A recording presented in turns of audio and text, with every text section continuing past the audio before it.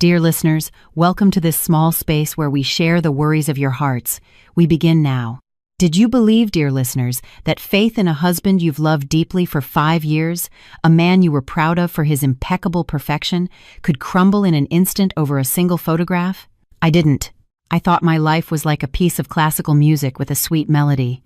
However, it wasn't until the night of our fateful 5th wedding anniversary that I realized, in a state of shock, that this music was actually a pantomime filled with deceit, and I was the only actor who hadn't received the script. That night, when I sent a single text message, I didn't know that in 10 minutes, not only my marriage but also the reputations of 2 prominent families would be reduced to ashes in front of a hotel room door. The soft melody of a violin echoing from the Summit, a restaurant perched atop a skyscraper in the heart of New York City, didn't reach my heart at all. In front of me, a dinner for 2 was perfectly arranged, a vase of red roses, 2 wine glasses gleaming in the candlelight, and a prime, dry-aged steak still steaming. Everything was perfect, except for the absence of one person. The man I had loved, dedicating 5 years of my youth to him, my husband Ethan, wasn't there. He had told me a sudden business trip to Chicago had come up, an important contract that couldn't be postponed. He called me with a voice thick with apology and guilt, promising to make it up to me as soon as he returned. I told him with a smile, "Don't worry, your work comes first. I'll be fine alone." I trusted him. I always had, unconditionally. For the past 5 years, Ethan had been, in my eyes and everyone else's, the epitome of the ideal husband. He was not only capable and gentlemanly, but also a man who loved his wife with devotion.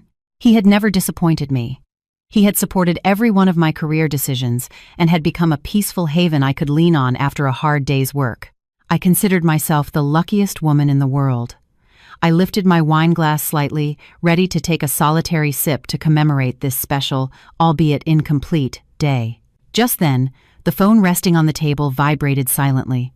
It was a message from my one and only best friend, Chloe.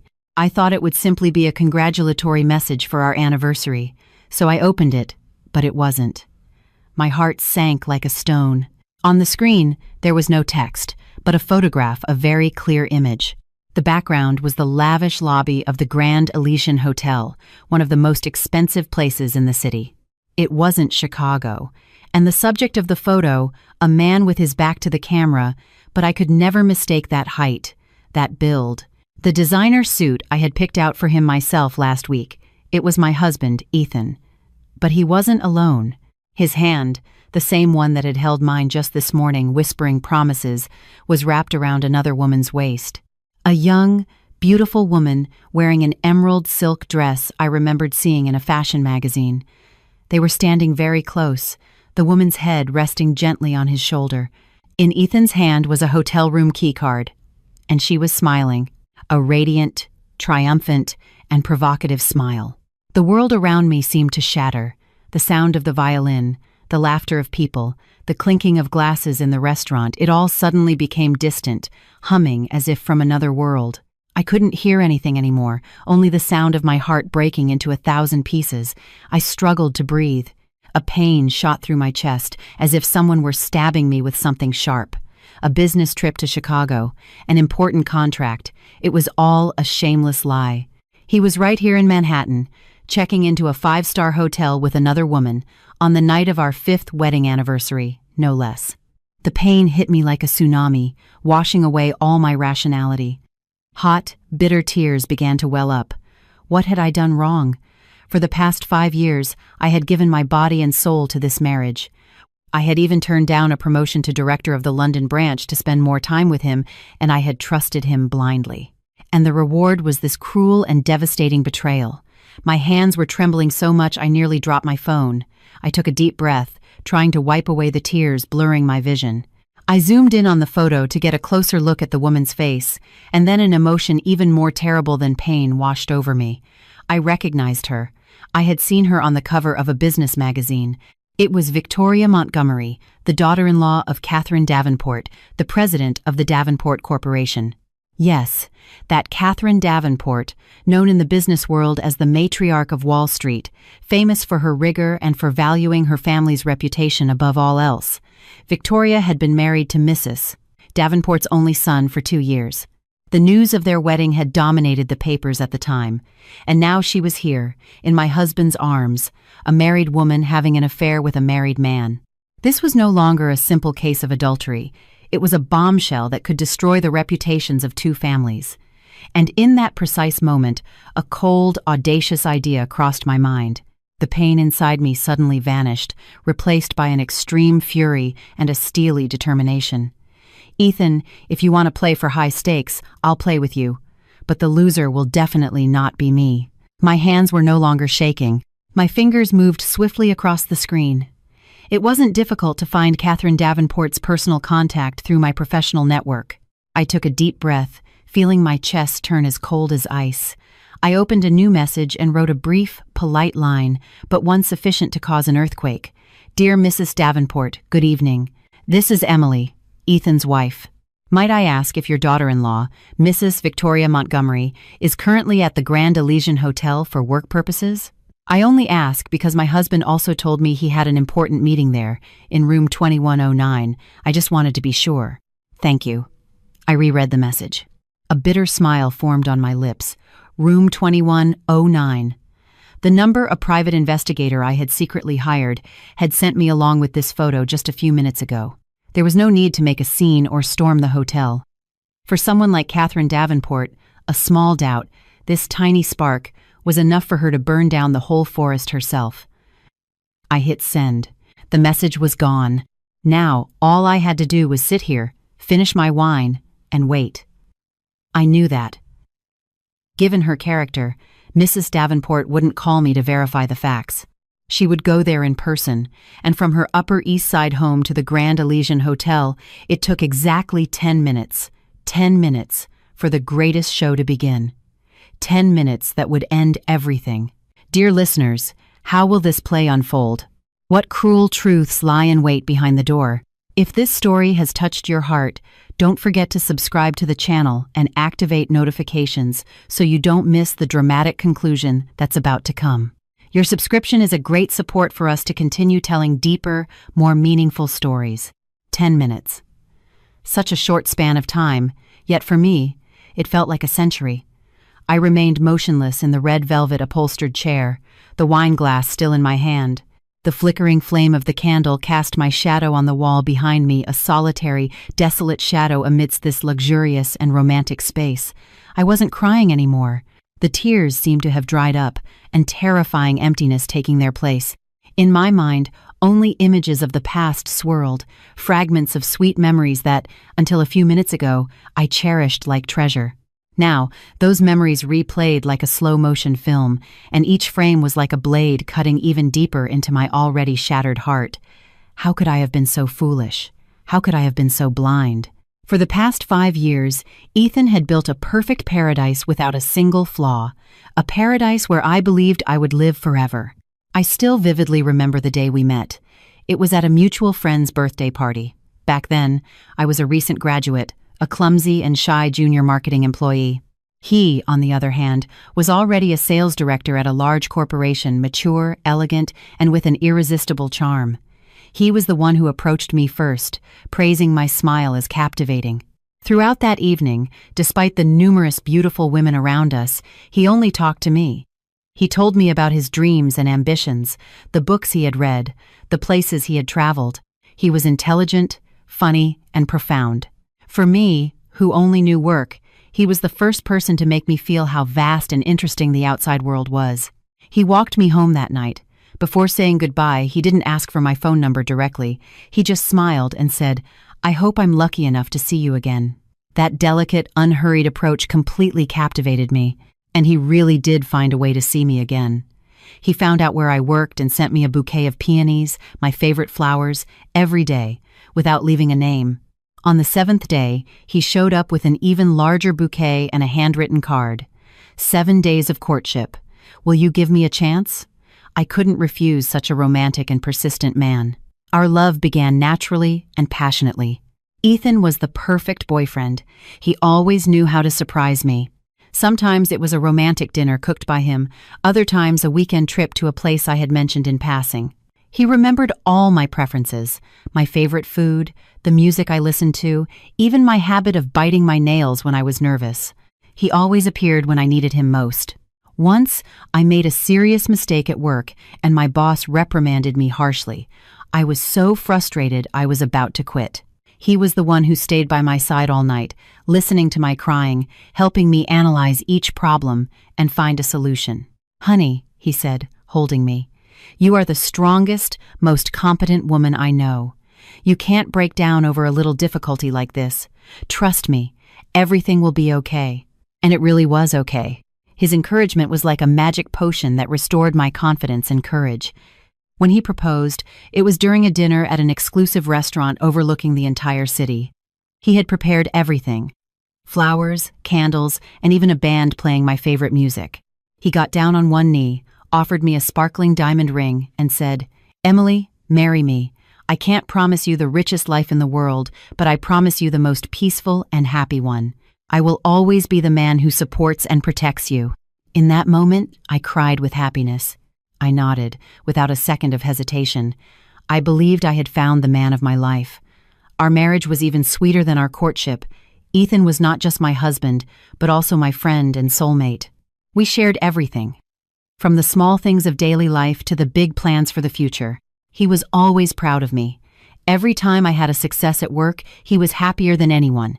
He would brag to all his friends and colleagues about what a competent wife he had. He never felt jealous or intimidated, not even when my career took off and my income began to surpass his. He would simply say, "With such an incredible wife, I'll have to work harder to keep up." It was precisely his support that made me work tirelessly. I wanted to be his pride, and I wanted to create a stable home so he could focus on his career with peace of mind. 2 years ago, when I was offered the position of director of the London branch, an opportunity anyone in my field would dream of, I hesitated greatly. It meant we would have to have a long-distance relationship, or he would have to quit his current job and follow me.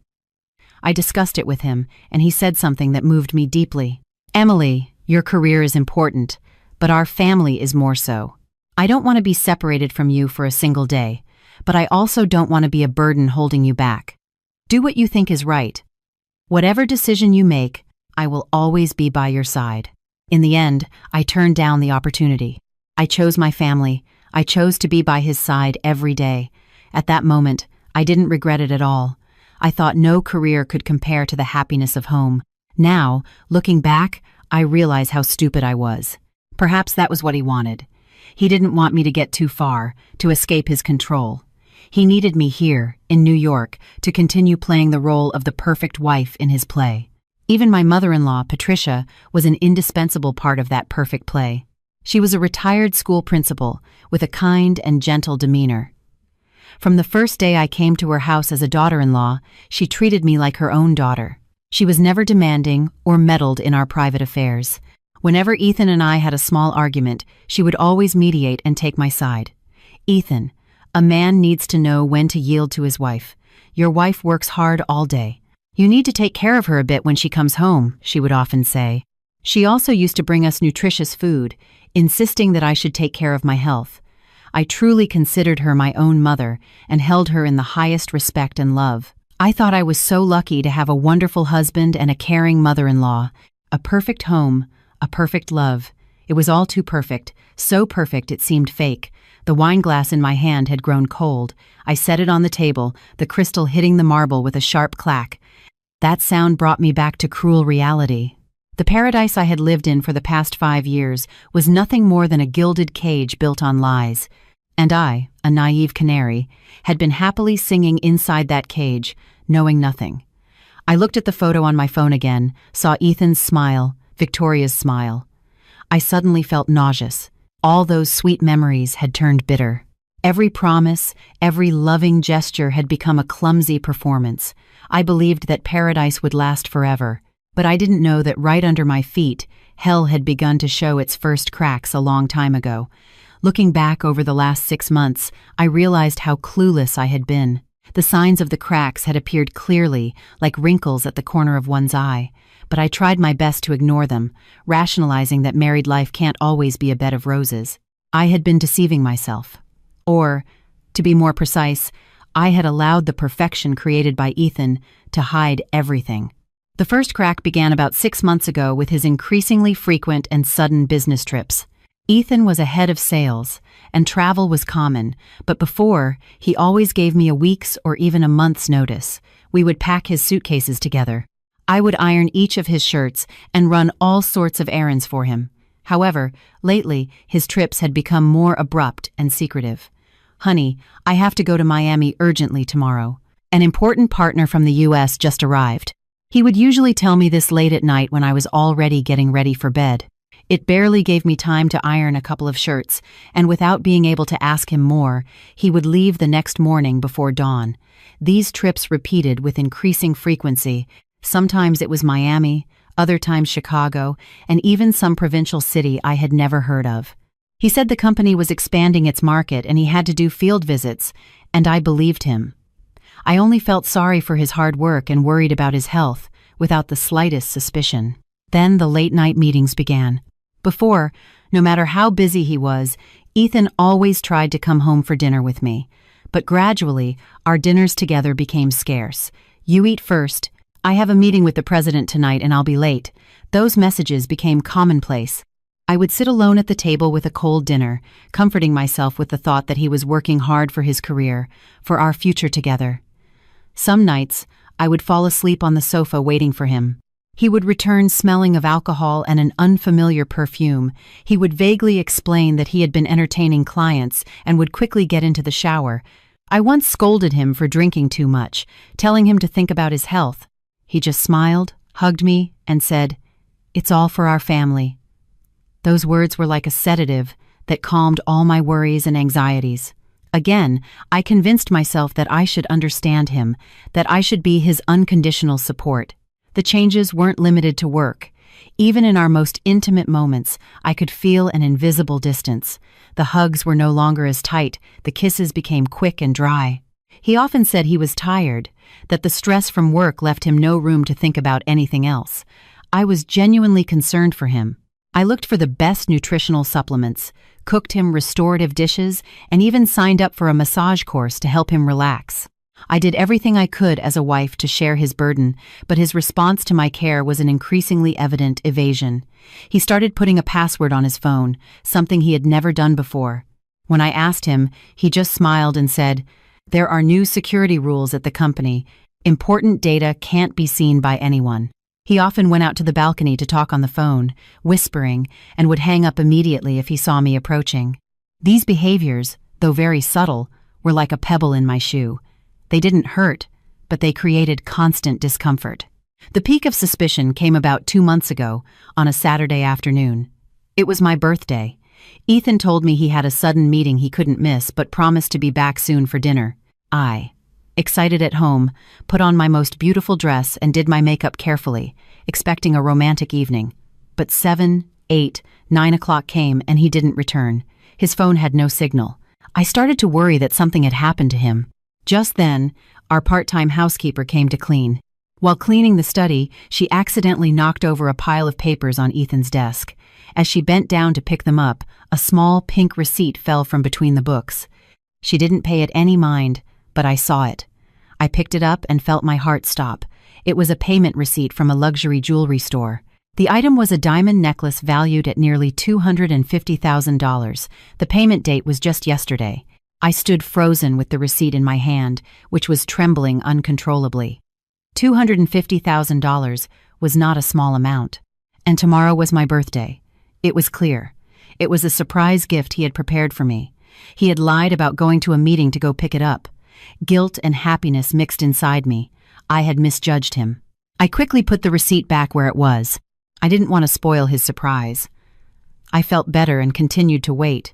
But 10, 11, midnight came, and he didn't return.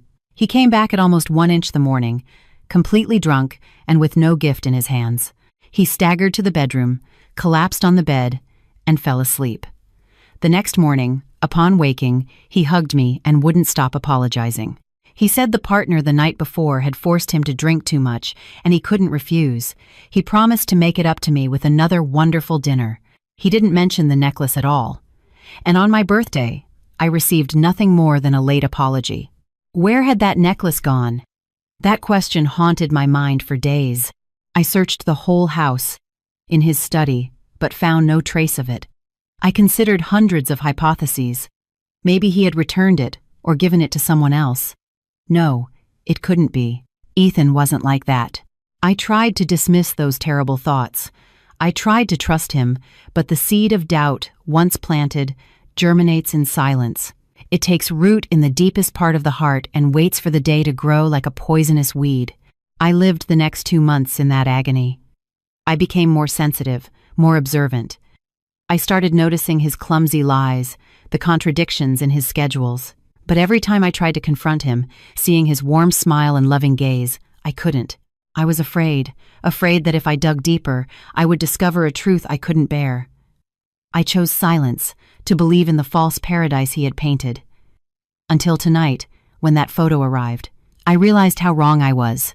That necklace was probably on that woman's neck, Victoria Montgomery's, like a war trophy, like proof, mocking my stupidity.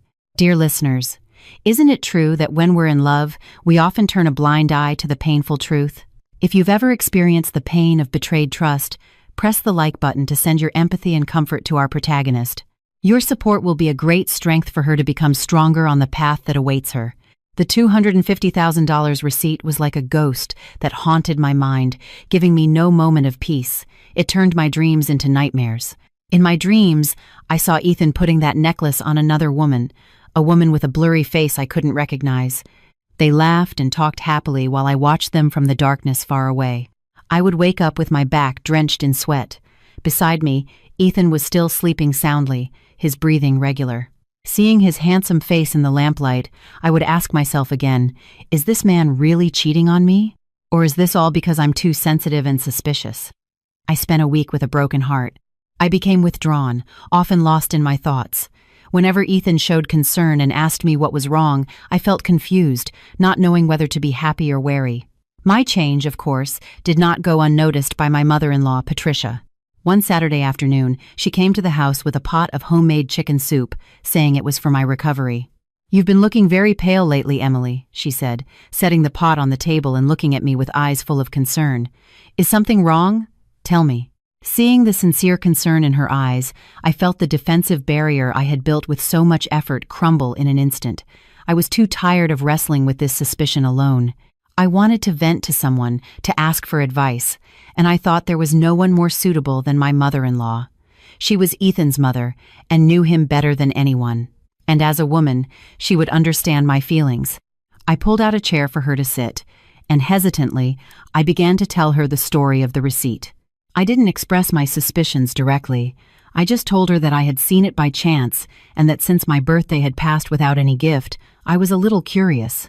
I tried to speak in the softest tone possible, as if it were a trivial question. My mother-in-law listened patiently, without interrupting. There was no surprise on her face, only deep reflection. When I finished speaking, she didn't rush to give me advice. She just sighed deeply and took my hand. "My dear, you've been through a lot since you joined our family." Her words surprised and moved me. It was the first time she acknowledged my suffering. "I know Ethan is a good boy and he loves his wife, but men, dear, sometimes they have ideas we can't understand. Maybe he didn't buy that necklace to give to you directly." She spoke in a calm and measured voice.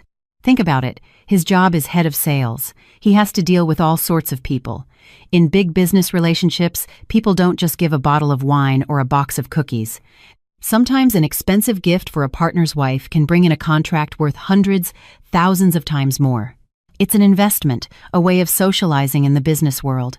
If Ethan didn't tell you, it was probably so you wouldn't get the wrong idea, for fear you wouldn't understand."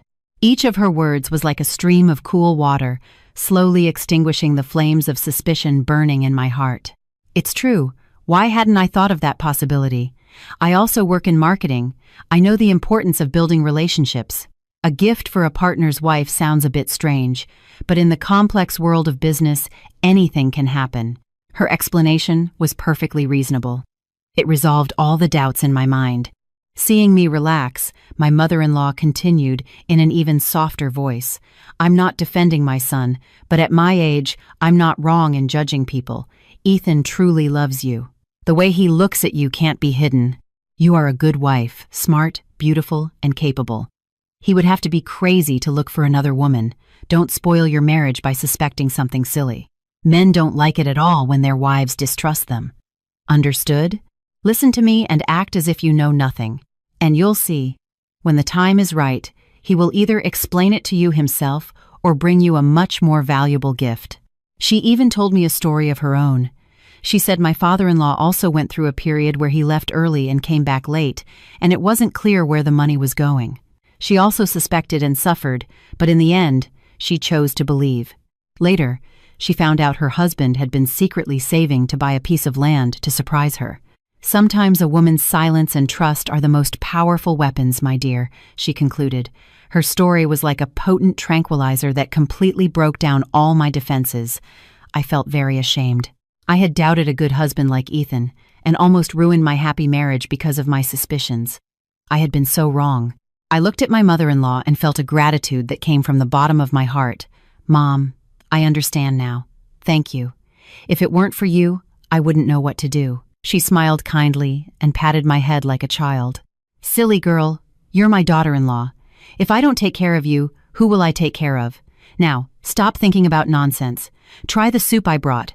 I simmered it all morning. Eat this and get your strength back to be the beautiful, cheerful girl you were before. Ethan will worry if he sees you like this when he comes back. I took a spoonful of the hot soup. The sweet, smooth taste of herbs and chicken spread through my mouth. My heart warmed up again. All the doubts, all the anxiety seemed to disappear. With such a caring and understanding mother-in-law, what more could I worry about? I promised myself, from now on, I would never doubt Ethan again. I would trust him blindly and be the kindest, most understanding wife so he could focus on his career with peace of mind. Patricia's performance completely convinced me, and I myself extinguished the last ember of caution. I didn't know that this sweet comfort was actually a poison seeping slowly into my mind, blinding me so that the fall, when the truth came out, would be even more painful.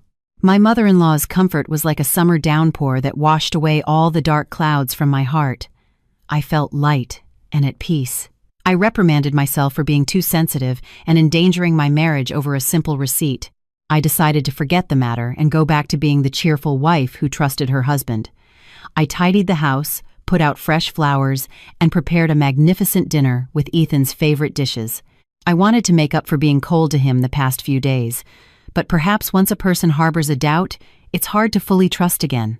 Rationally, I was convinced by my mother-in-law's words, but deep in my subconscious, the image of the receipt and Ethan's absence on my birthday night were still like a small thorn that pricked me from time to time. That night, Ethan came home. Seeing my radiant appearance and the splendid table, he seemed very surprised. "Did something good happen today, honey?" he said in a sweet voice, hugging me from behind. I turned around with a wide smile. "Nothing. I just felt I hadn't treated you well these past few days and wanted to make it up to you." We had dinner amidst laughter and conversation, as we hadn't done in a long time. But as the night wore on and we were alone in the bedroom, the small thorn in my heart began to grow again. I was in his arms, but I couldn't fall asleep. The question about the necklace was spinning in my head. Should I ask him? My mother-in-law had told me to keep quiet, but I felt that if I didn't ask, I would never be at peace. Curiosity and the longing to know the truth finally won. I shifted slightly and lifted my head to look at him. "Ethan, can I ask you something, but promise you won't get mad?" He stroked my hair and said in a soft voice, "What's so serious? Ask away. When have I ever been mad at you?" I hesitated for a moment and then mustered my courage. "On my birthday, I happened to see a receipt for a jewelry purchase in your study." As soon as I finished speaking, I felt his body tense slightly. Although it was a very subtle reaction, in the silence of the night, I noticed it clearly. But he concealed his emotion very quickly. He let out a forced laugh, a laugh with a hint of nervousness. "Ah, you saw it, and I had hidden it so well. You really don't miss a thing," he said in a playful, reproachful tone. "So, you really bought it for me?" I asked, hope filling my heart. "And who else would it be for, silly?" He gently pinched my nose. But why didn't you give it to me that day?" He sighed and put on a sad expression. "I wanted to give you a big surprise. I had planned to take you to a special place after a romantic dinner to give you the gift. But suddenly, the meeting came up, and the client held me back and made me drink until I passed out. When I got home, you were already asleep. The next day, when I woke up, I saw you weren't in a good mood, and I felt so guilty that I thought this gift no longer made sense. I was going to find another good occasion to give it to you, but you beat me to it. You spoiled my surprise. His explanation sounded completely reasonable, and all the details fit perfectly. He even expressed disappointment and guilt on his face. I started to think I had been wrong. "I'm sorry," I whispered. "I shouldn't have doubted you." "It's okay." He held me tighter. "It's my fault for not being by your side on your birthday, but you've disappointed me too.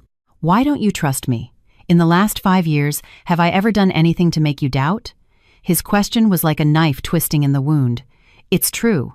In the last 5 years, he had never failed me, and I had doubted him. I was so wrong. I messed up. "Don't be mad anymore, okay?" I said in a coaxing voice, rubbing my head against his chest. "It won't happen again." "I'm not mad," he said in a cheerier voice. "But since you spoiled my surprise, you'll get a punishment now." He started to tickle me, and I couldn't stop laughing. The room was once again filled with laughter. All the doubts, all the tension seemed to dissipate. I fell completely for his performance, for his perfect explanation. The next morning, when I woke up, Ethan had already left for work. On my pillow was a dark blue velvet box. I opened the box excitedly, and inside was a sparkling diamond necklace. It was the one. Next to it, a handwritten note said, "For my beautiful and suspicious wife, I love you." I put on the necklace and smiled happily. I felt like a fool. I had almost lost my happiness because of my own imagination. I promised myself this would be the last time. From now on, I would never again let stupid doubts affect our love. I didn't know that this necklace, this surprise gift, was just a prop in his play. He hadn't prepared it to give to me, but to deal with the situation in case I found out. He had foreseen everything. He had calculated every step. My questioning, far from unmasking him, only served to further consolidate my trust and give him the opportunity to more deeply play his role as the perfect husband. I lost resoundingly in the game. I tried to turn around, and that magnificent deception left me completely disarmed. So when the truth, even crueler, was later revealed, I had no strength left to resist. I walked deeper, of my own accord, into the trap he had so carefully laid, a sweet but deadly trap. After the failed interrogation and Ethan's surprise gift, I completely discarded all my doubts. Our life returned to its sweet rhythm, even with more passion than before. Ethan seemed to feel guilty for having missed my birthday. He spent more time with me. He often took me out to dinner or to the movies. He voluntarily reduced his social engagements and came home earlier. I, immersed in happiness, believed that this small storm had made our love even stronger. I bragged to Chloe about my attentive husband and the brilliant diamond necklace I wore around my neck. She just smiled, a somewhat forced smile, but at that moment I didn't notice. "If you're happy, that's what matters." It was the only thing she said. I was too blinded by love to notice anything strange in my friend's attitude. I went back to building a perfect wall around my marriage, not allowing any truth to enter. But a needle in a haystack always comes out. The truth, no matter how much it is hidden, always finds a way to come to light. And usually, at the moment we least expect it. About a month later, my company organized a major event for the launch of a new product. As the VP of marketing, I was in charge. The event was a huge success, attracting the attention of numerous media outlets and partners. Afterwards, we held a party at a luxury hotel. Everyone was toasting cheerfully.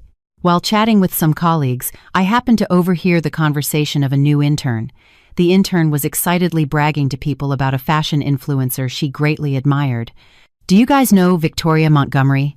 She's gorgeous, super successful, and has amazing style." The name Victoria Montgomery made me pause. It sounded familiar. "Isn't she the daughter-in-law of the Davenport Corporation?"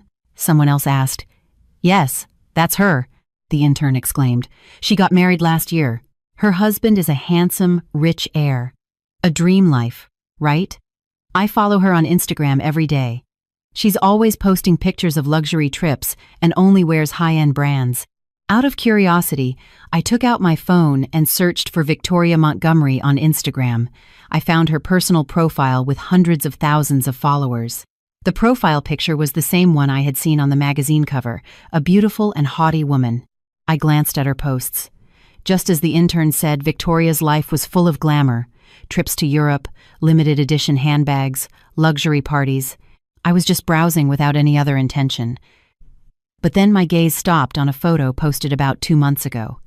It was a selfie. Victoria was sitting in a luxury restaurant with the city lights shining in the background. She was wearing an attractive off-the-shoulder dress, and her hair was styled in voluminous waves. Her makeup was perfect, and she was smiling radiantly. But it wasn't her beauty that left me frozen. It was the sparkling diamond necklace she wore around her neck. I felt as if an invisible hand was squeezing my heart. I zoomed in on the photo and stared intently at the necklace's pendant. There was no doubt. Every one of the small, precisely set diamonds, the delicate lines, it was exactly the same necklace Ethan had given me. The same one I was wearing at that moment. I unconsciously touched the necklace hanging from my neck. A chill ran down my spine. How was this possible? Why did she have a necklace identical to mine? With trembling hands, I clicked on the photo's publication date, October 25th, my birthday. The day Ethan told me he had a sudden meeting. The day I found the receipt. I felt dizzy. All the loose pieces suddenly fit together to form a complete picture, a cruel and relentless picture. On the night of my birthday, Ethan didn't go to any meeting. He was at this luxury restaurant with Victoria. The necklace he bought wasn't for me. It was originally for her. His explanation, his repentant act, it was all a lie concocted after he realized I had found the receipt. This necklace I'm wearing now is probably an identical replica he bought in a hurry to shut me up and cover everything up. I felt a tightness in my chest and my throat went dry. I quickly got up and ran to the restroom. I splashed cold water on my face, trying to calm down, but the image of the necklace on Victoria's neck wouldn't stop tormenting me. I looked at myself in the mirror. The woman I saw looked truly pathetic, a pale face, eyes wide with terror. She was also wearing a diamond necklace, but it was no longer a symbol of love. It was like a shackle, proof of her own stupidity. I burst out laughing, a bitter, unhinged laugh. In the end, I was just a substitute, a replacement. He had bought my silence with a fake gift so he could continue his affair. I had been deceived. I had been completely deceived. I returned to the party, trying to act as if nothing had happened, but my mind was no longer there. I couldn't stop thinking about Victoria and Ethan and their relationship. Why Victoria? A woman who had everything, fame, money, a millionaire husband. Why did she have to be the other woman? And Ethan, what did he gain from this relationship? Daring to have an affair with the daughter-in-law of someone as powerful as Catherine Davenport, wasn't he afraid of the consequences? 1,000 questions arose in my head, and I knew that this time I couldn't stay silent. I couldn't keep deceiving myself. I had to find out the truth. I had to find out, at any cost, what was happening behind my back. The sweet play was about to end, and this time, I wouldn't be just a naive spectator. I would be the one to rip open the fake velvet curtain myself. Has a coincidence so suspicious ever appeared in your life that it made your hair stand on end? Share this story with your most trusted friend and see for yourselves that sometimes a woman's intuition is never wrong. The euphoria from the alcohol and professional success quickly dissipated, leaving only the bitter taste of cruel truth. I returned home like a sleepwalker. This luxurious apartment, once cozy and warm, now seemed like a huge stage decorated with falsehoods. Ethan hadn't returned yet, and I had no desire to wait for him. I went straight to the bedroom, took the necklace off my neck, and threw it into a corner of the jewelry box. I never wanted to see it again. Every time I saw it, I felt a sense of humiliation. I lay on the bed, staring at the ceiling with my eyes open. Sleep had completely abandoned me. In my head, only images of Ethan and Victoria, the identical necklaces, and the face of my mother-in-law, Patricia, with her kind smile and sweet words of comfort, swirled around. I'm not wrong in judging people. Ethan truly loves you. Her words echoed in my ears. Did he really love me? Would a man who truly loves his wife buy the same gift for another woman? Would a man who truly loves his wife lie so skillfully? Or was my mother-in-law also lying? A terrible thought crossed my mind. No, it couldn't be. Although she was Ethan's mother, she had always treated me well and taken my side. She had no reason to deceive me.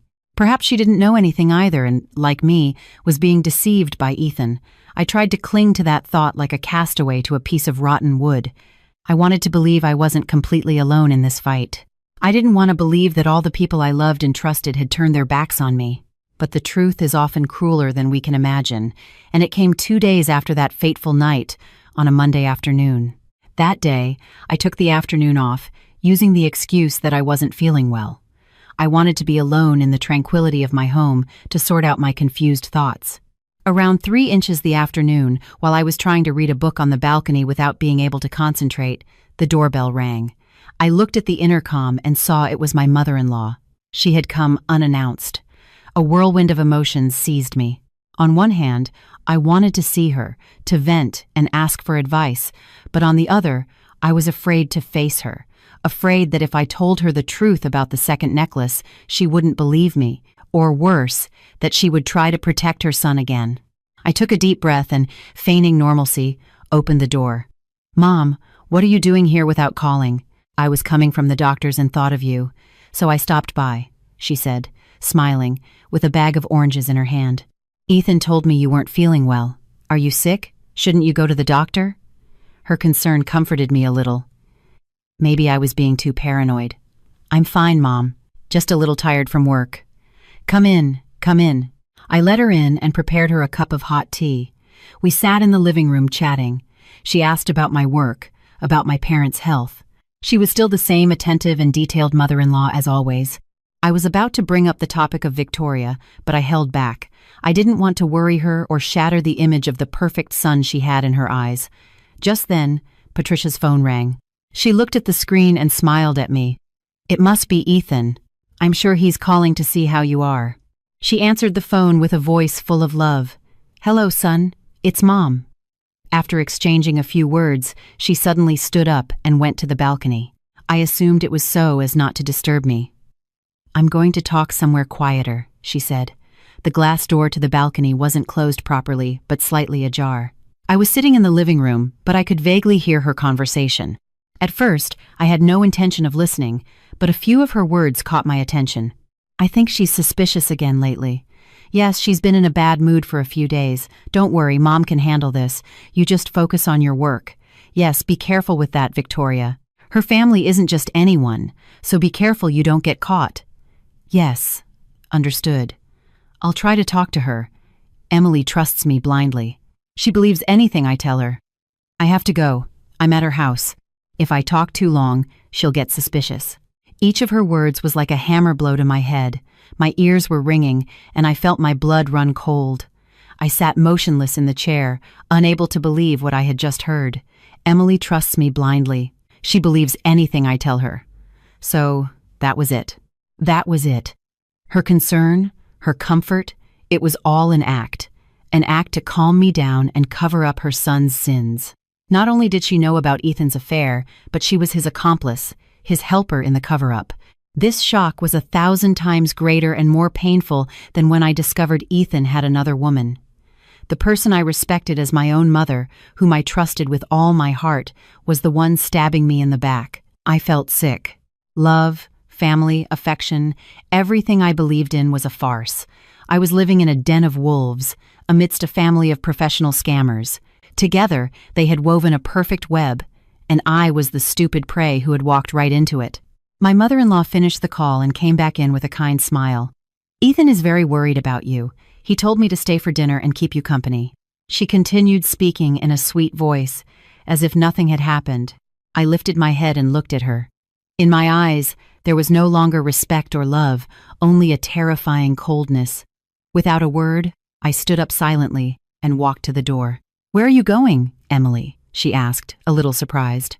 "I'm going out for a moment," I replied in a dry voice. I couldn't stay in this house for another second. I couldn't breathe the same air as this hypocritical woman. I had to leave. I had to leave to recover and prepare for war. A war I couldn't afford to lose. I ran out of the apartment like a fugitive. I didn't know where I was going. I just knew I had to escape from there, from that suffocating space filled with lies and betrayal. I drove aimlessly through the busy streets of New York. The tears started to flow again, but this time, they were not tears of pain, but of anger and resentment. They had deceived me. They had both deceived me, mother and son. They had treated me like a fool, like a puppet they could manipulate at will. Their performance was so perfect, so elaborate. They had taken advantage of my love and trust to turn me into a tool for their dirty purposes. I thought I was strong and intelligent, but against their cunning, I was nothing more than a naive child. I parked at a cafe by the roadside and sat alone at a secluded table. I had to calm down. I had to think. Crying and suffering now would solve nothing. I had cried enough. Now it was time to act. My mistake had been to remain silent, to try to believe blindly. My mistake had been to think I could face this alone and discover the truth. Now I realized I couldn't be alone in this war. I wasn't just facing an unfaithful husband, but a whole family of scammers. They were in cahoots, they had a plan, and they wouldn't hesitate to use any means to protect their interests. I needed allies. I needed thorough preparation. I had to go from being the prey to being the hunter. The first person that came to my mind was my best friend, Chloe. She was the one who sent me that fateful photo. Maybe she already knew something before but hadn't dared to tell me directly. I dialed Chloe's number. On the other end, she answered almost instantly, as if she had been waiting for this call for a long time. "Emily, are you okay?" Her voice was full of concern. "No, Chloe, I'm not okay at all. Can you come? I need you." Half an hour later, Chloe arrived. Seeing my pitiful state, she hugged me tightly without a word. Her hug was incredibly warm, like a firm support when I was about to collapse. I told her everything, from the necklace, to my mother-in-law's comfort, to the call I had just overheard. Chloe listened patiently, and in her eyes there was anger and resentment. "I suspected it for a long time, Emily," Chloe said when I finished telling her everything. "Your husband, Ethan, is not as simple as you think. I've seen him several times with that Victoria in very discreet places. I wanted to tell you, but I was afraid you wouldn't believe me, that I would break up your family. I had hired a detective to follow him for a week. The photo from the other day is just a small part." Chloe opened her phone and showed me other photos. Ethan and Victoria entering a hotel hand in hand, kissing and hugging in a car. Each photo was like a knife twisting deeper into my heart. "And your mother-in-law too," Chloe continued. "She also seemed a bit strange to me, too good, too attentive to be a real mother-in-law." I suspected she was acting. And now it's all clear. They are accomplices. "So what do I do now?" I asked with a helpless voice. "Divorce him." "Of course, you have to divorce him," Chloe said firmly. "But not just any divorce. You've sacrificed for 5 years. You can't leave with empty hands. They have to pay for it, for the lies, for the betrayal, and for your tears." "But how? I have no more proof than these few photos." "Of course you do," Chloe scoffed. "Have you forgotten who you are? You're a VP of marketing. You have a brain, you have contacts, and most importantly, you have me by your side." Chloe squeezed my hand tightly, giving me encouragement. "Listen to me carefully, Emily. From now on, you have to turn pain into reason. You have to become colder and more calculating than them. They can't know that you've discovered everything. You have to continue playing the role of the naive and hurt wife. The more pathetic you seem, the better." "Why? I didn't understand." "So they let their guard down," Chloe explained. "Meanwhile, we will secretly gather evidence of Ethan's infidelity, evidence of your mother-in-law's complicity, and maybe even financial evidence. I don't think someone like Ethan is completely clean in his work. We're going to uncover everything. When we have enough evidence in hand, we'll deliver a mortal blow without giving them time to react." Chloe's plan sounded bold but very reasonable. It's true. I couldn't keep acting like a fool. I needed a plan, a clear strategy. In this war, I didn't just want a divorce. I wanted justice. "But I need a good lawyer," I said. "Don't worry," Chloe smiled. "I have a cousin, Mr. Ramsey, who specializes in complicated divorce cases. He's very good and very discreet. I'll set up an appointment for you tomorrow." "What you need to do now," Chloe said, looking me straight in the eyes, "is to dry your tears, go home, and start the performance of your life. You have to act very well, Emily. Act until the velvet curtain of this play comes down on your terms." Chloe's words were like a ray of light that illuminated the dark path ahead of me. I no longer felt helpless or alone. I had my friend by my side and a clear plan. The pain still burned faintly in my chest, but it no longer broke me. It had become a flame of anger and determination. I would act. I would perfectly play the role of the cheated wife until the end, and I would wait for the day when I could write the ending of this tragic play myself. Returning home, I was a different person. I still had a sad expression. My eyes were still red. But deep down, the weak and love-vulnerable Emily was dead. In her place, a cold, calculating, and determined Emily was born.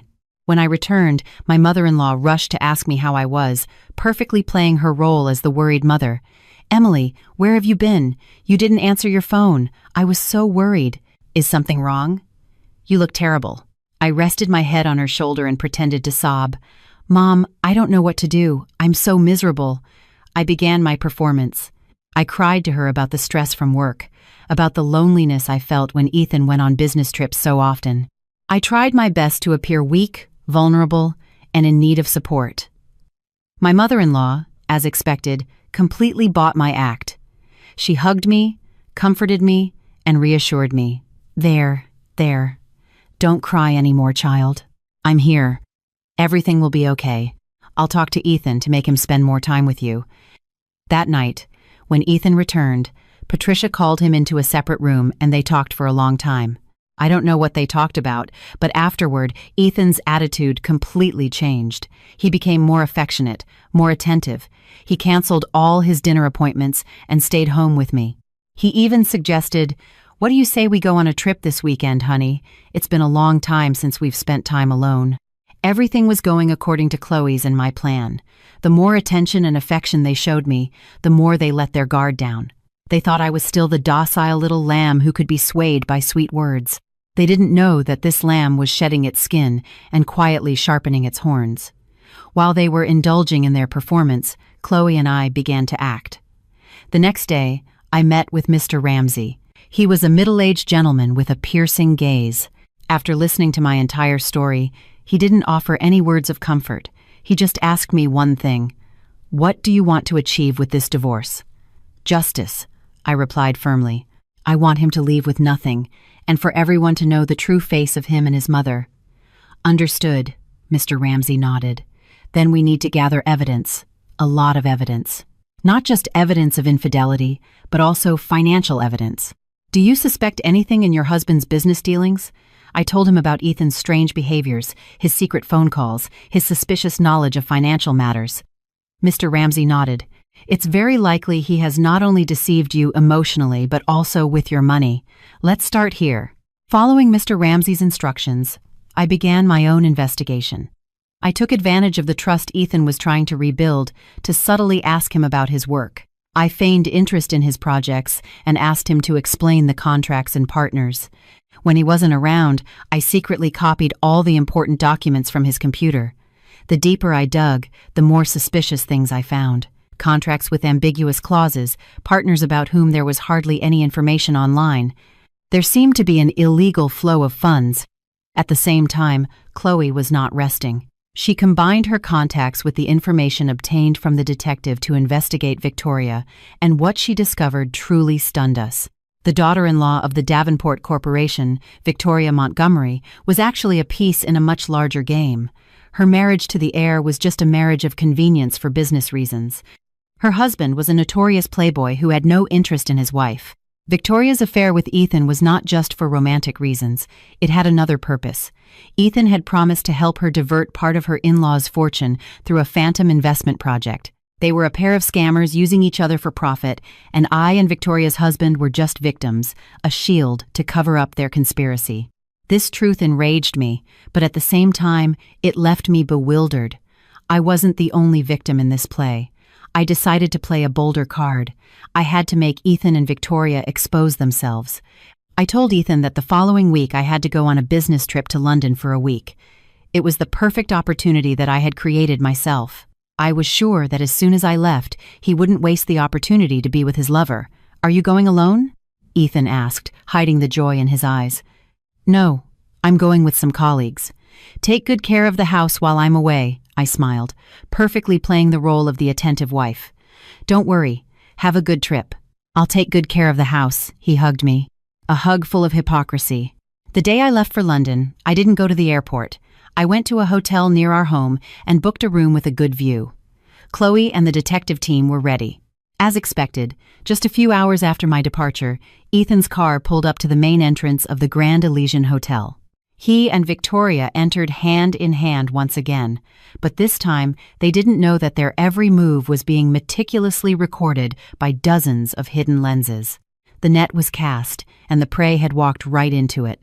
Sitting in the hotel room, watching the real-time footage transmitted to my computer, I felt strangely calm. My play was about to end, and this time, I was not only an actress, but also the director, the person who would decide the fate of all the characters in this play. If you are eagerly awaiting the protagonist's thrilling comeback, subscribe to the channel right now. The journey to reclaim justice has just begun, and the most intense parts are yet to come. Don't miss a single moment. The hotel room I was staying in instantly became a small command center. The large laptop screen continuously streamed images from the hidden cameras with crystal-clear sharpness. I could see Ethan and Victoria sitting in the hotel's luxurious restaurant, laughing and chatting happily as they toasted with wine. I could see Ethan gallantly pulling out Victoria's chair, looking at her with an expression full of affection. If this had been the me from a month ago, these scenes would have probably killed me with pain, but now they only deepened my contempt. Beside me, Chloe was intently watching another screen displaying data from the tracking device the detective had placed in Ethan's car. She was constantly taking notes of places and times. "They didn't just go to the hotel, Emily," Chloe said without taking her eyes off the screen. Before this, Ethan picked up Victoria and they went to a law firm in Midtown. They were there for over an hour. A law firm. What were they doing there? A bad feeling crept over me. "I've sent someone to investigate," Chloe continued. "It's a firm specializing in corporate law and mergers and acquisitions. I don't think they were just on a date. They're definitely planning some big deal." A deal? I remembered what Chloe had researched about Victoria. Ethan had promised to help her embezzle her in-laws' fortune. Could it be that my business trip was the opportunity to push their plan forward? Do they think that because I'm in London, I won't find out anything? They're carrying out their conspiracy openly. Their audacity enraged me, but at the same time, I felt lucky. The more openly they moved, the more traces they would leave. "Keep watching," I told Chloe in a cold voice. "Record everything, don't miss a thing." That night, Ethan and Victoria stayed at the hotel. Their intimate moments in the elevator, in the hallway, everything was recorded. Chloe and I stayed up all night, taking turns monitoring and backing up the data. Seeing the man who was once my husband making love to another woman, my heart no longer ached.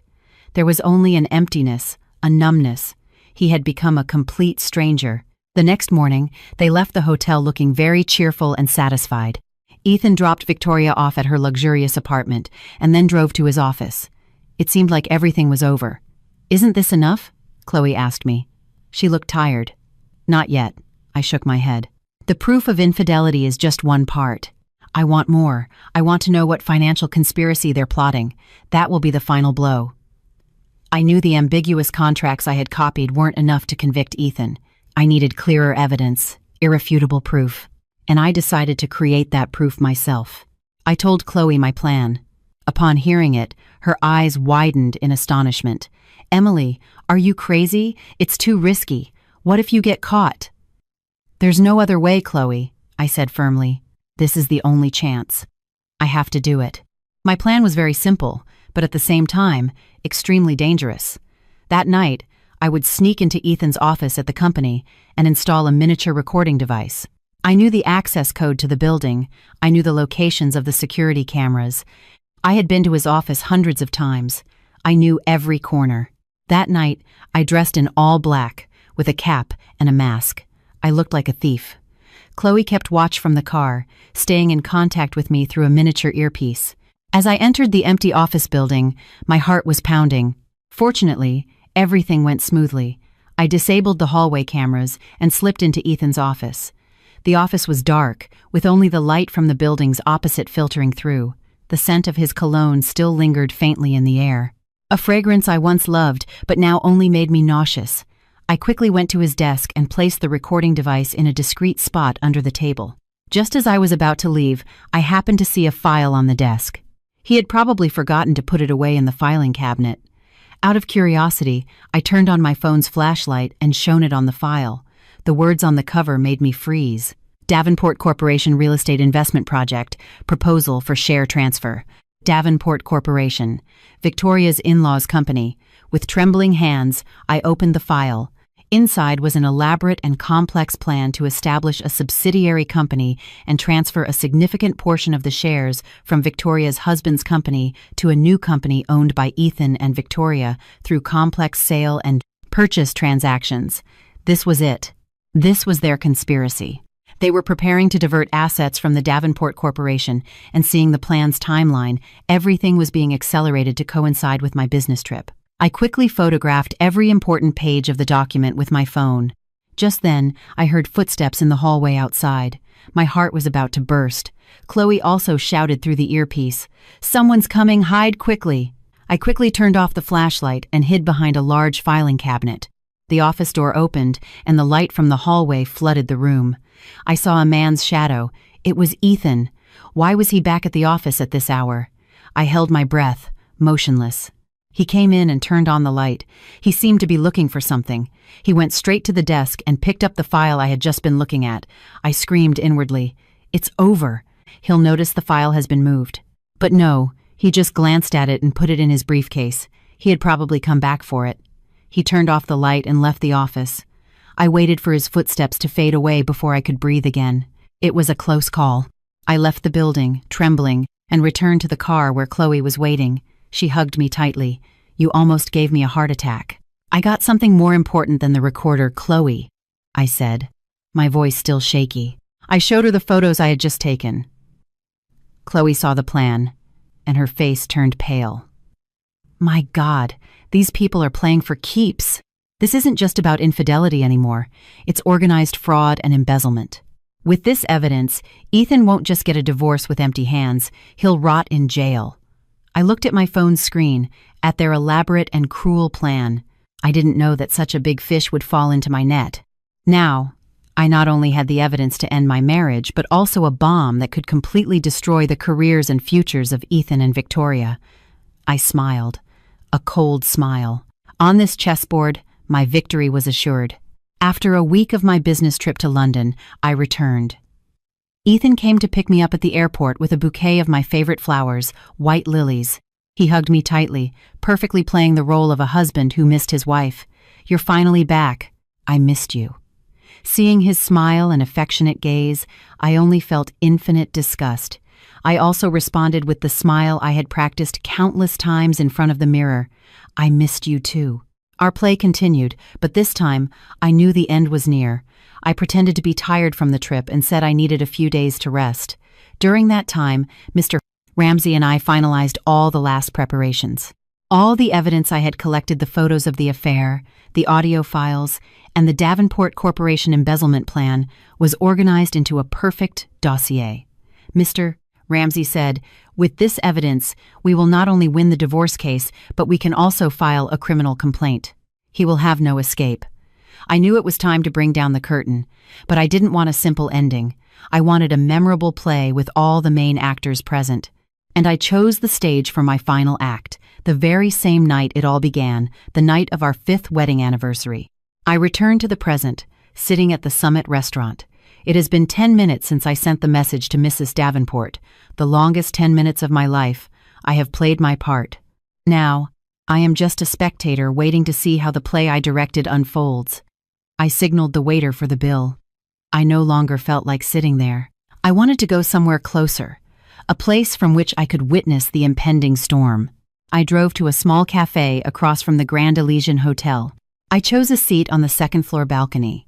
From here, I could see the entire hotel lobby. I ordered a hot ginger tea, trying to warm my icy hands. My heart was pounding. I felt a mix of nervousness and a little fear. What if Mrs. Davenport didn't come? What if my plan failed? But then I saw it. A familiar black Maybach slowly pulled up to the hotel entrance.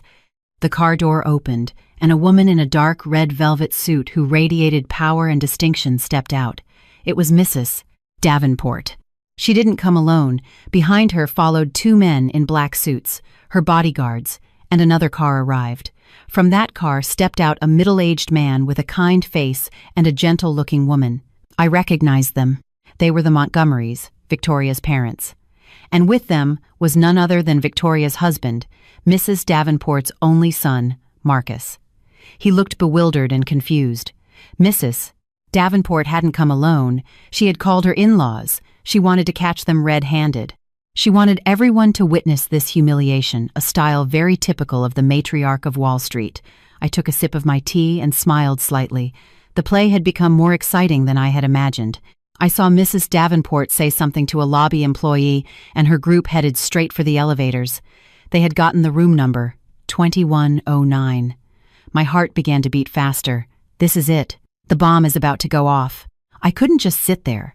I paid quickly, went downstairs, and found a discreet spot in the hotel lobby from where I could hear and see everything. I wanted to witness their downfall with my own eyes. I hid behind a large pillar and held my breath, waiting. About 5 minutes later, I heard a commotion coming from the elevators. Mrs. Davenport's group came out, and they all had murderous expressions. They headed straight to the end of the hallway where room 2109 was. Mrs. Davenport didn't knock. She signaled one of her bodyguards. He opened the lock with a master key. The room door burst open, and Victoria's sharp scream was heard, followed by Mrs. Davenport's furious shout. "Shameless hussy! How dare you tarnish our family's name?" A sharp sound was heard. Slap. Probably a slap, and then the sound of furniture breaking. Victoria's sobs and pleas, her husband's roar. "Ethan, you bastard! How dare you seduce my wife?" Everything turned into chaos. Guests from the adjoining rooms started to peek out their doors. Some hotel security guards rushed over, but seeing Mrs. Davenport's presence, no one dared to intervene. I watched silently from a distance. I didn't feel any satisfaction, just a strange emptiness. This was the end they deserved, but seeing the chaos, I suddenly felt tired. I turned to leave, but then I heard Ethan's voice, a voice full of fear and cowardice. "It's not my fault. It was her. She seduced me. I'm just a victim." Those words ignited the last spark within me. A victim. He dares to call himself a victim? No, I can't leave. This play cannot end without my character making an appearance. I took a deep breath. I came out of my hiding place and walked directly towards room 2109, where the gates of hell were opening. I walked down the hotel's red-carpeted hallway. Each step was firm and determined. The sound of my heels against the floor echoed, tock, tock, as if fate's hammer was striking the doors of their hell. All eyes were on room 2109, from which shouts, insults, and cries continued to pour out. No one noticed my arrival. I passed through the curious crowd, past the bewildered security guards, and walked calmly. I stopped at the very threshold, where the entire tragedy was unfolding in its rawest form. The scene inside was far more chaotic than I had imagined. Victoria, the haughty woman I had seen on Instagram, now had disheveled hair. Her expensive silk dress was wrinkled, and on one of her cheeks was a sharp red mark of 5 fingers. She was kneeling at Mrs. Davenport's feet, crying and begging. "Mother, mother, forgive me. I was wrong. I know I was wrong." Mrs. Davenport stood like a statue of ice, with no emotion on her face, but her eyes burned with the flames of fury. Victoria's parents were in a corner, their faces as pale as wax, not daring to lift their heads in shame. Victoria's husband, Marcus, had Ethan by the collar and was pushing him against the wall. His face was red with anger. "You bastard! I thought of you as a brother, and you dare to stab me in the back." My perfect husband, Ethan, now looked truly pathetic. His elegant suit was wrinkled, his tie askew, and his face was white with terror. He didn't dare to resist, only stammered, "Marcus, it's a misunderstanding. She really seduced me. I'm a victim." His cowardly words echoed again, clear and shameless. It was then that I opened my mouth. My voice wasn't loud, but it was clear enough to silence all the chaotic sounds in the room. "A victim? Ethan? Are you really sure you're a victim?" Everyone in the room turned to look at me in unison. My sudden appearance surprised them all. Ethan saw me, and his eyes widened. The terror in them was much greater than when Marcus had him by the collar. He would never have imagined I would be here. Emily, what are you doing here?" he stammered. "Mrs. Davenport also saw me, and her sharp gaze narrowed to examine me. She was probably wondering who I was and why I had appeared at this moment. "It doesn't matter who I am," I said. My gaze went directly to Mrs. Davenport and then back to Ethan. "What's important is that I don't think Ethan is a victim, because a victim wouldn't have time to devise a meticulous plan to divert the assets of two families." My words were like a second bomb that exploded in the middle of the room. "What are you talking about?" Marcus asked, letting go of Ethan and turning to me. "A plan to divert assets?" "Yes, that's right," I replied calmly. I entered the room and approached a small table where Ethan's briefcase was haphazardly thrown. I opened the briefcase and took out a file, the same file I had photographed in his office. I placed it on the table for everyone to see. "This is a detailed plan to establish a shell company and, through complex transactions, divert the assets of the Davenport Corporation. The ultimate goal was to transfer a considerable amount of assets to a new company in the names of Ethan and the present Victoria." Marcus snatched the file and flipped through it page by page. The more he read, the darker his face became. Victoria's parents also rushed to look. They were not fools. Just by seeing that detailed plan, they understood everything instantly. "My God, this was their real purpose," Victoria's mother exclaimed in horror. She turned to look at her daughter. In her eyes, there was no longer anger, but deep disappointment. Ethan and Victoria were frozen. They would never have imagined that their most secret plan would be revealed so abruptly. Ethan looked at me. In his eyes, there was no longer terror, but hatred. "It was you! This was all you're doing!" he shouted. "Yes, it was me," I said, looking him straight in the eyes without the slightest fear. "If I hadn't, how else would everyone see your true face? The face of a scammer, of a snake ready to bite those who have taken you in addition to betraying your wife and your friend." I turned to Mrs. Davenport. She had been observing silently until now, but I knew a storm was raging inside her. "Ma'am, allow me to introduce myself. I am Emily, Ethan's legal wife. I was the one who sent you the message tonight.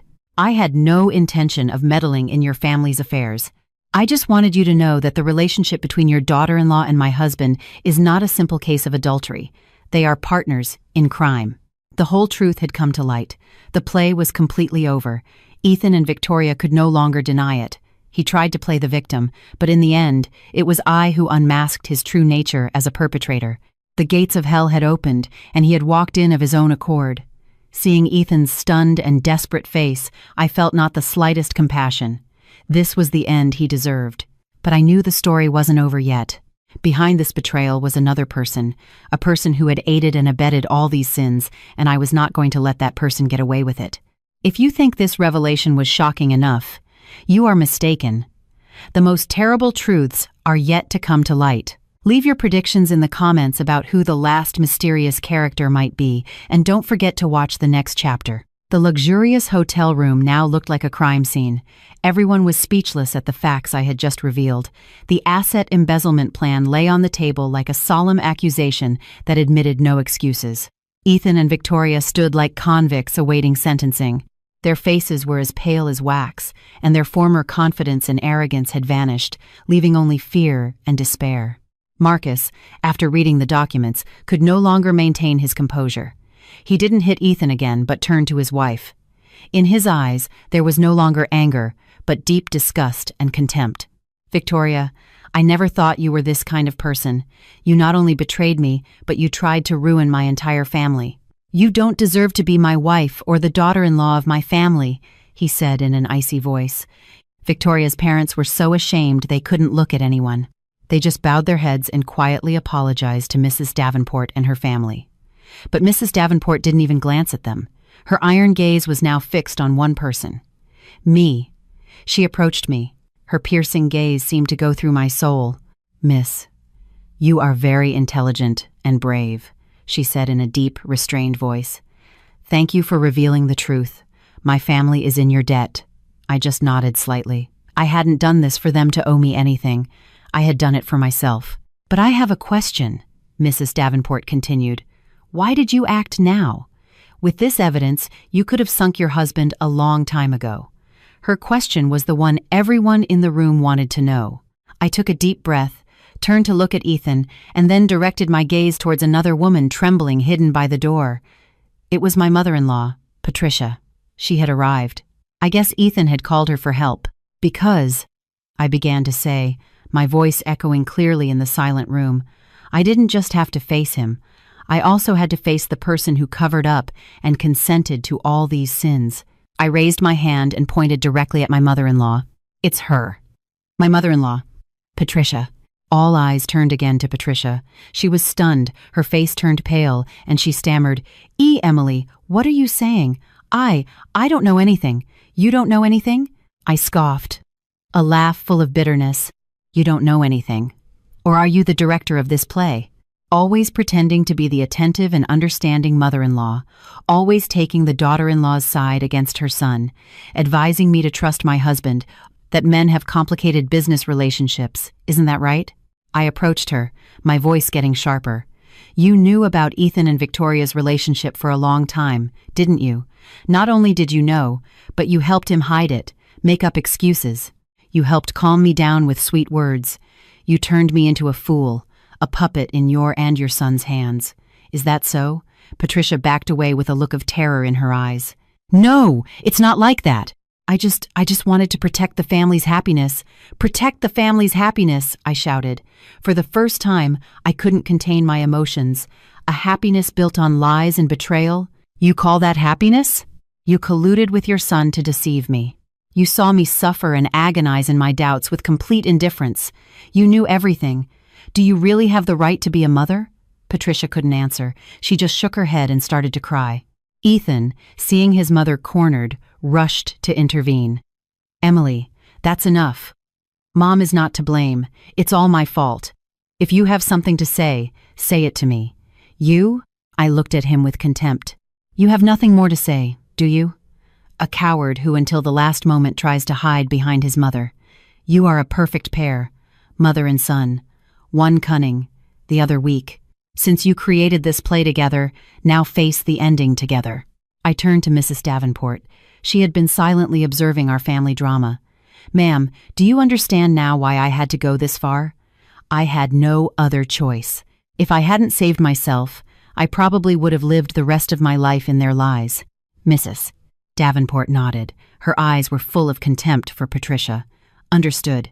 I didn't know such hypocritical and evil people existed in the world. She ordered her bodyguard to call the police. I'm going to report these two for fraud and embezzlement. I will not stand by. Upon hearing the word police, mother and son completely broke down. Patricia collapsed to the floor, crying inconsolably. Ethan knelt and crawled towards me, grabbing my skirt. Emily, please, please forgive me. Forgive my mother and me. Just this once. I'll do whatever you want. I'll divorce you. I'll give you half of my assets, but please don't call the police, please. I looked at the man kneeling at my feet, the man I once loved with all my heart. I felt no emotion in my heart. I coolly pushed his hand away. It's too late, Ethan. The price of betrayal is never cheap. I walked out without looking back. Behind me, the cries, pleas, and the shouts of the police mingled, creating a chaotic music that marked the end of a long play full of lies. I left the hotel and took a deep breath of the fresh New York night air. I had done it. I had ended the play of my life with my own hands. It was all over, and a new life awaited me. The storm passed, leaving only ashes. The scandal at the Grand Elysian Hotel was a bomb that exploded across all media and social networks. The photos of Ethan and Victoria caught red-handed. My revelation, the arrival of the police, everything was recorded by curious guests and spread in an instant. The reputations of two families, my former in-laws and Victoria's, completely collapsed. They went from being envied families to the laughingstock of the world. The consequences came faster than I had imagined. Living up to her nickname, the matriarch of Wall Street, Mrs. Davenport acted decisively and mercilessly. The next day, she filed for divorce on behalf of her son. Victoria was kicked out of her in-laws' house with only the clothes on her back. Her parents also paid a high price for their daughter's complicity. The Davenport Corporation broke all business contracts with their company, and they found themselves on the brink of bankruptcy. Victoria, The young woman who lived in luxury, the fashion influencer with hundreds of thousands of followers, lost everything in an instant. Career, family, reputation, it all vanished like smoke. And the end for my family, or rather, my former in-laws, was not much different. With the irrefutable evidence I provided and Victoria's confession, who confessed everything to get a reduced sentence, Ethan and his mother were charged by the police with fraud and embezzlement. They tried every means to get off, but under the pressure of public opinion and Mrs. Davenport's firmness, no one helped them. The apartment we lived in, the bank accounts, all assets in Ethan's name were frozen for the investigation. Patricia, who had always pretended to be kind and distinguished, now faced justice in the twilight of her life, and Ethan's future was completely ruined. I felt no satisfaction at their downfall, only tiredness and emptiness. The war was over. I was the victor. But why did this victory have such a bitter taste? I had paid for this victory with 5 years of my youth, my love, and my trust. I left the apartment we lived in and moved back to my parents' house. My parents didn't blame me for anything. They just quietly supported me, cooked my favorite food, and took care of me. The warmth of family helped me heal my wounds. The divorce from Ethan was processed quickly. With the clear evidence of infidelity and fraud, the court completely sided with me. I was able to keep all my personal assets and received a considerable compensation for emotional damages. On the day of the trial, I met Ethan again. He seemed to have aged 10 years. His hair was gray and his eyes were sunken. His former confident, gentlemanly appearance was completely gone. He looked at me. In his eyes, there was no longer hatred, but a late regret. But I said nothing. I walked past him as if he were a stranger. All the bitterness between us was truly over. I started a new life. I didn't go back to my old company. I decided to become an entrepreneur and founded my own communications agency. I wanted to use my experience and talent to build a new career without depending on anyone. Chloe, who had witnessed the entire process of my story, quit her job and decided to join me. I don't want to work for liars anymore.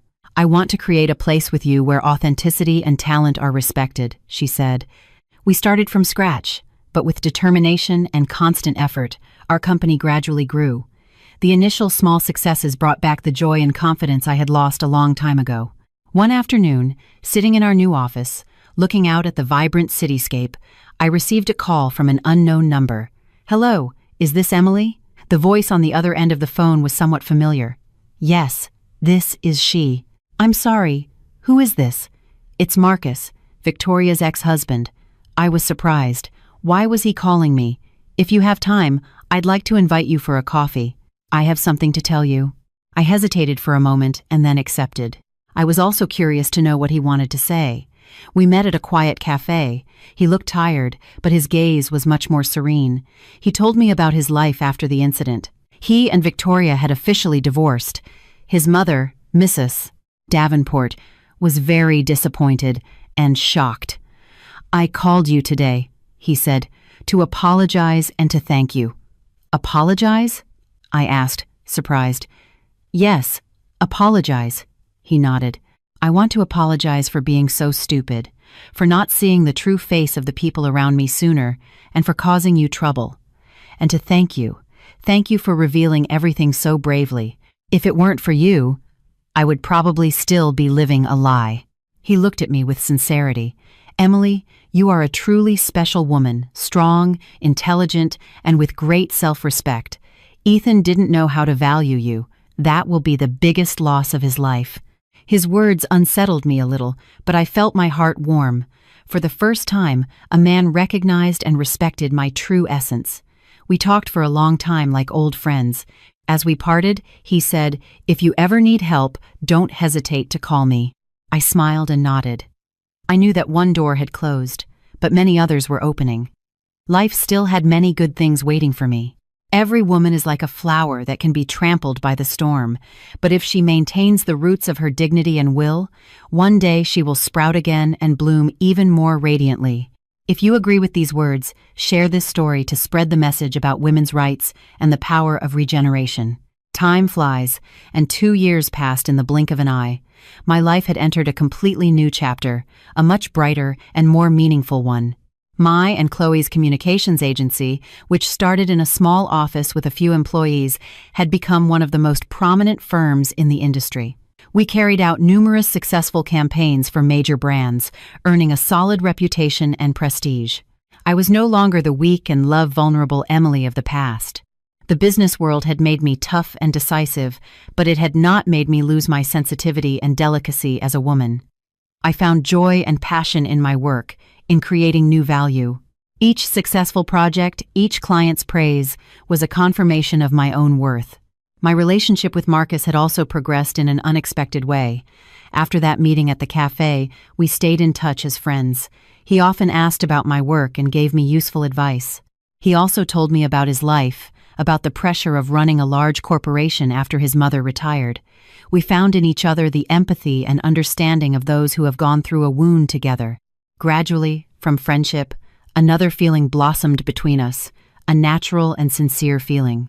He was not a romantic man like Ethan. He didn't say sweet things, but by his side, I always felt a complete calm and confidence. He respected me, valued my talent, and always supported me in pursuing my dreams. This love was not as passionate and blind as the previous one, but it was more mature, deep, and solid. One autumn afternoon, at the same restaurant, The Summit, where I once spent my anniversary night alone in tears, Marcus proposed to me. There were no flowers or candles. He simply took my hand and said, "Emily, over these 2 years, you have taught me what a strong and wonderful woman is. I don't promise you a paradise. You have already created your own paradise. I just want the chance to enter that paradise and build a simple and eternal happiness with you. Will you marry me?" I cried, but this time they were tears of complete happiness. I nodded. Our wedding was intimate, with only the closest family and friends. My mother and Mrs. Davenport, 2 powerful women, were now in-laws. They had gone through the storm together, had seen their children grow, and had found an affinity in each other. My life was now truly complete. I had a successful career, a husband who loved and respected me, and a family that always supported me. The painful memories of the past seemed very distant, remaining only as an expensive lesson that had made me value what I had now even more. Sometimes I would hear news of the people from the past. Ethan, after getting out of prison, couldn't regain his position. It is said that he lives a quiet, difficult, and regretful life. Patricia, I learned, had aged a lot and was frail, living alone and isolated. It was said that Victoria had moved to another city to start over, but no one knew exactly how she was living. I no longer hated them. Everyone has to take responsibility for their own decisions. As you sow, so shall you reap. That is the fairest law of life. One Sunday morning, Marcus and I were walking together in the park. The morning sun was gentle, and the air was fresh. He squeezed my hand tightly. "What are you thinking about?" I was thinking. I smiled at him. How curious life is. It took one thing from me, but it gave me other, much more valuable things. That's right. I lost a fake marriage, but I found myself again and found a true love and complete happiness. My story did not end with revenge, but with regeneration. I came out of the darkness into the light, and I know that ahead of me is a long road full of sunshine and flowers. I am ready to write the next happy and brilliant chapters of my life. Dear listeners, thus concludes Emily's journey. We have traveled with her to the extremes of emotions, from the full happiness in a false paradise, through the extreme pain when the velvet curtain of deceit was pulled back, to the euphoria of a thrilling turn of events, and finally, the finding of peace and regeneration. As we finish the last story, probably in each of our hearts, there remain not only the echoes of Emily's story, but also reflections on our own lives, the relationships, and the values we pursue. This story is not simply a drama about infidelity and revenge. It contains a deeper meaning. It is an expensive lesson about trust, the value of self-esteem, and the extraordinary strength a woman can display when she is cornered. The first, and perhaps most painful, lesson is the danger of the perfect package. Ethan and his mother created a picture that was too perfect. A husband who loved his wife with devotion, a mother-in-law as attentive as a mother. They offered Emily a paradise, and it was precisely in that sweetness that Emily let her guard down. Doesn't that sound familiar? In life, we often long for perfection. a love without flaws, a family without conflicts. And when we find something similar, we tend to ignore the strange signs, the small ripples. We blame ourselves for being too suspicious, for spoiling something good. The sudden business trips, the late meetings, the receipt found by chance, everything can be excused with logical reasons. But, dear listeners, female intuition, that vague feeling we often call paranoia, can sometimes be the soul's most sophisticated alarm system. Emily's story sends us a strong warning. Never ignore the voice that whispers inside you. When you feel something is wrong, no matter how small, trust your gut. Love requires trust, but trust does not mean blindness. And when the cruel truth is revealed, what can we learn from the way Emily faces it? She didn't collapse, she didn't make a scene, she didn't choose a vulgar method of revenge. Instead, the pain made her stronger and more rational than ever. This is the most important turning point. Instead of sinking into the role of a pitiful victim, Emily transformed into a strategist. She turned tears into weapons, pain into strength. She understood that when dealing with cunning people, emotions are just a weakness. Only reason, planning, and solid evidence were the only way to reclaim justice. In our lives, it's the same. When we face betrayal or injustice, crying and blaming ourselves is inevitable. But don't stay in that quagmire for too long. Allow yourself time to grieve, but then you must stand up. Learn to transform the negative energy of anger and pain into the positive energy of action.